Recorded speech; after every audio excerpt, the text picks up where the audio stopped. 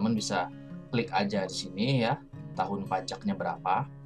Contoh berarti 2022, karena ini baru ya. Kita klik cari. Nah, permohonan dapat diajukan, karena memang kita belum lapor. Tapi teman-teman, Assalamualaikum warahmatullahi wabarakatuh. Selamat pagi, siang, dan malam rekan semua. Apa kabar? Semoga sehat selalu ya. Di sesi video kali ini kita akan membahas tutorial cara mengajukan perpanjangan SPT tahunan badan. Nah, seperti yang kita ketahui bersama, SPT tahunan wajib pajak badan itu terakhir bisa dilapor adalah akhir April setiap tahunnya. Nah, berarti tahun 2022 untuk SPT badan tahun 2022 itu wajib dilaporkan sebelum akhir April 2023, berarti bulan depan ya. Nah, namun itu beberapa perusahaan ada yang terkadang belum bisa menyiapkan SPT tahunan tersebut dengan alasan mungkin auditnya belum selesai atau laporan keuangannya belum selesai atau yang lainnya, sehingga butuh perpanjangan waktu untuk bisa melapor SPT tahunan badan. Nah, perpanjangan waktu biasanya dikasih perpanjangan waktu selama 2 bulan. Berarti ya April, Mei, Juni, akhir Juni harus sudah melaporkan. Nah, lalu bagaimana cara menyampaikannya? Kalau dulu kan harus lewat pos ya. Jadi SPT tahunannya dilampirkan, ada formnya khusus ya, dikirim via pos ya atau via kurir lainnya ke KPP terdaftar masing-masing. Namun sekarang ya, era digitalisasi, kita bisa menyampaikan cukup lewat online dari kanal DJP online. Nah, bagaimana caranya? Ayo mari kita simak videonya. Nah, buat kalian yang baru berkunjung di channel ini, jangan lupa berlangganan gratis dengan cara klik tombol subscribe di bawah ini, lalu nyalakan loncengnya, agar kalian mendapat notif pertama ketika channel ini update video terbaru, pastinya perihal perpajakan. Atas subscribe dan loncengnya diucapkan terima kasih. Oke, baik teman-teman, kalian silahkan login ke DJP online-nya masing-masing. Saya anggap semua sudah tahu cara login. Ini adalah tampilan DJP online, masuk ke menu layanan. Nah, di sini adalah ada menu IPSPT ya, IPSPT. Namun di sini belum ada. Nah, caranya adalah kita aktifkan dulu fiturnya dengan cara masuk ke menu profile. Nah, di sini ada aktivasi fitur, klik aja. Nah, di sini ada banyak menu ya, menu yang bisa digunakan di DJP online. Namun ini nggak semua saya checklist karena saya hanya butuh beberapa. Jadi sesuai kebutuhan kita ya. Nah, sekarang kita butuh untuk fitur mengajukan perpanjangan SPT tahunan badan, yaitu ada di IPSPT. Teman-teman klik aja. Setelah diklik, lalu klik ubah fitur layanan.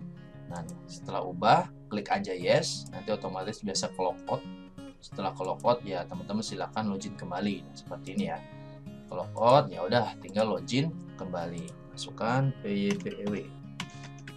Seperti ini, oke. Nah, harusnya after kita login kembali itu akan ada menunya di layanan ini ya. Kita geser aja.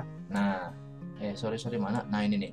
Perpanjangan waktu ya. Perpanjangan waktu penyampaian SPT tahunan. Teman-teman bisa klik di sini. Caranya cukup simple ya, gampang banget. Kalau dulu kita repot ya bikin di Excel, lalu di print segala macam, lalu dikirim via pos. Sekarang bisa lewat online. Nah, ini adalah profil singkat ya. Jadi menunya ada 3.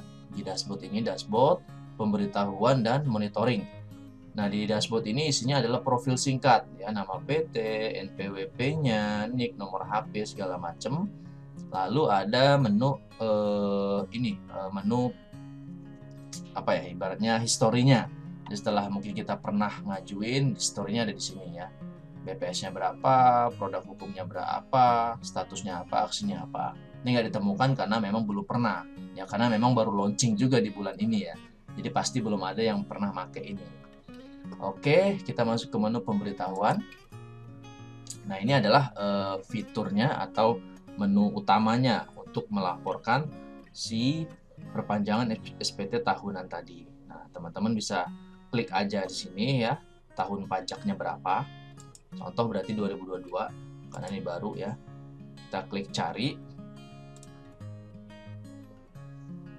Nah, permohonan dapat diajukan, karena memang kita belum lapor. Tapi teman-teman kalau sudah lapor SPT tahunan badan, coba klik yang ini tadi, itu pasti nggak ada, karena ya sudah lapor SPT tahunan badan. Nah, ini menunya ya. Di sini ada informasi, data keuangan, dokumen lampiran, dan ringkasan. Teman-teman silakan pastikan informasi data wajib pajaknya harusnya sih sama ya, harusnya sudah jelas sama dengan profil wajib pajak badan masing-masing. Nah, data permohonan perpanjangan SPT sampai dengan, nah, pilih masa atau tahun perpanjangan SPT tahunan di sini.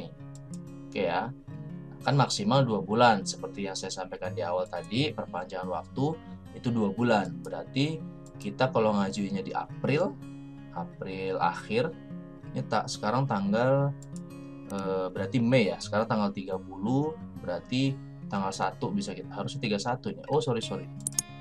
Ini Maret sekarang ya. Di sini Maret. Nggak ada malahan Maret. Maksimal kan sebulan ya. Berarti bisa di sini di 1 April. Ini berarti sebulan. 1 April itu sebulan. Kalau kita next ke 1 Mei ini 2 bulan.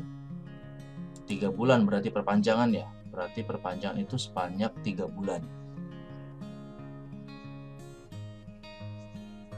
Oh enggak dong, bener 2 bulan kan, ini kan Juni ya. Sorry, seperti yang saya sampaikan di awal kan 3 bulan bener. Karena kita ngajuinya di Maret, kita masih bulan Maret, berarti di sini bisa maksimal 3 bulan. Kalau kita ngajuin di akhir April berarti 2 bulan memang. Karena maksimal itu 2 bulan setelah akhir lapor, yaitu kan akhir April berarti 2 bulan Mei Juni. Nah, Juni. Nah, kalau kita ngajuin perpanjangannya di Maret, berarti dia tetap berlaku 2 bulan setelah April, tetap Juni. Begitu ya teman-teman ya. Ini April, kita bisa maksimal perpanjangan hingga di 30 Juni. Nah, ini nggak bisa langsung ke Juli, nggak bisa.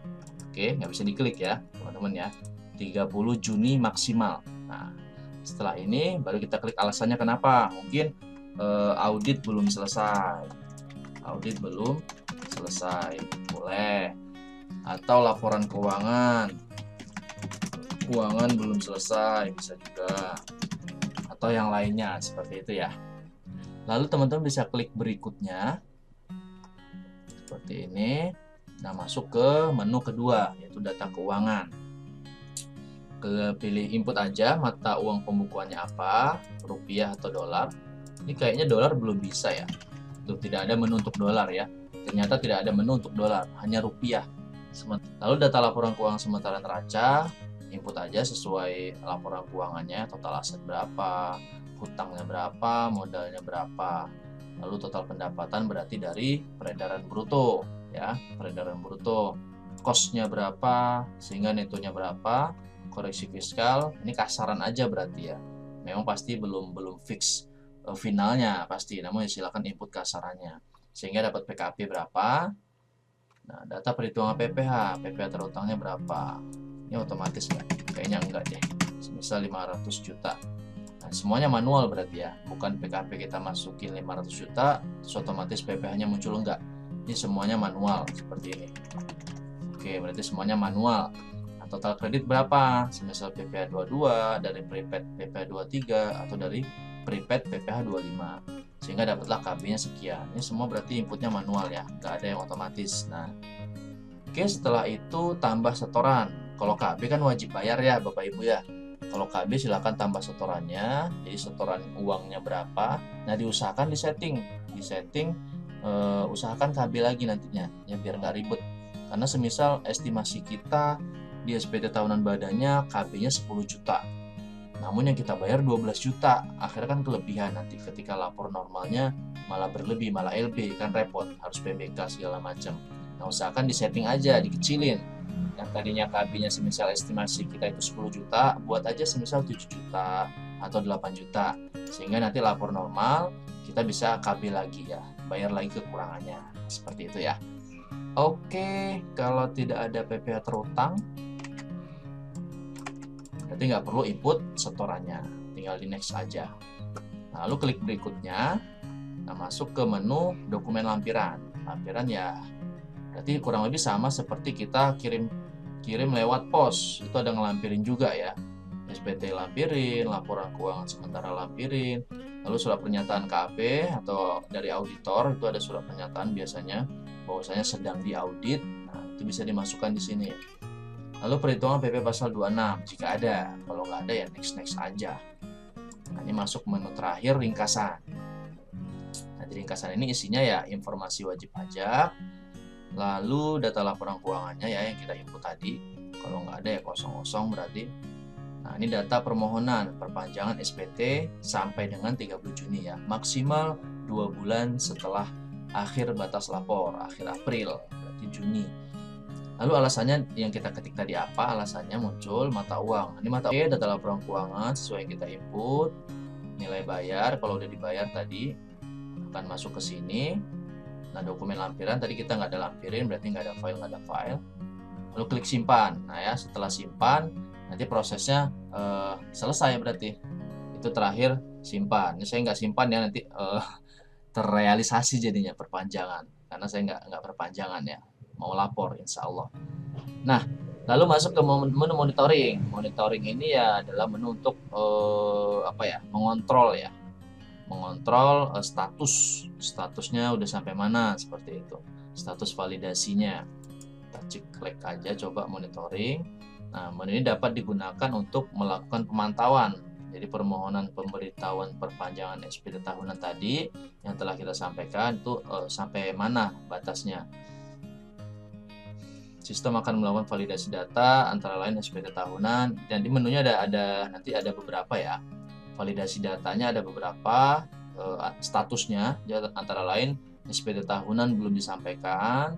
Yang kedua, SPT tahunan tidak ada yang diproses atau diajukan perpanjangan sebelumnya namun sudah selesai diproses. Lalu yang ketiga, belum melebihi jatuh tempo pelaporan SPT tahunan.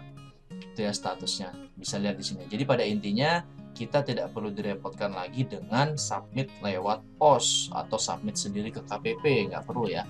Di era digitalisasi kita bisa serba online. Ini bagus sih, saya apresiasi dari DJP atau KPP bisa membuat fitur seperti ini. Jadi simple ya, simple, nggak perlu repot ke KPP. Oke, sekian dari saya, mungkin semoga bermanfaat. Jangan lupa silakan klik di kolom komentar, tanya yang belum diketahui, kita bahas bersama-sama. Kalau saya juga belum tahu ya mungkin teman lain bisa bantu menjawab. Lalu jangan lupa bantu share video ini ke teman-teman yang lain agar sama-sama mendapatkan informasi yang menurut saya cukup bermanfaat ya untuk orang-orang pajak yang berkecimpung di pajak. Silahkan bantu share agar kita sama-sama mendapat kebaikan dari informasi yang bermanfaat yang kita sebarkan. Oke, sekian dari saya. Ada kata yang salah mungkin terucap dari mulut, saya mohon maaf. Akhir kata, assalamualaikum warahmatullahi wabarakatuh.